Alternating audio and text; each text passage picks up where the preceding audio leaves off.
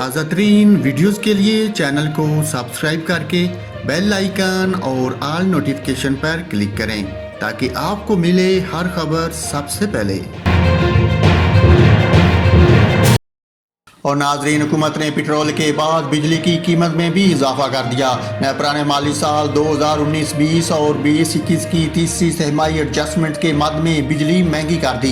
Notification کے مطابق نئے پرانے بجلی ایک سال کے لیے ₹1.72 مہنگی کر دی، جس کے بعد بجلی کی اوسط قیمت ₹16.44 سے بڑھ کر ₹18.16 فی یونٹ ہو گئی۔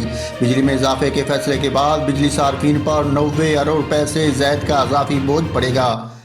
فیصلے کا اطلاق 300 یونٹ سے زائد بجلی استعمال کرنے والوں پر ہوگا، جو کل صارفین کا 80% بنتے ہیں۔ نیپرا اتھارٹی کے مطابق قیمت میں اضافے کا اطلاق 1 اکتوبر 2021 سے کر دیا گیا ہے، تاہم کے الیکٹرک صارفین پر فیصلے کا اطلاق نہیں ہوگا۔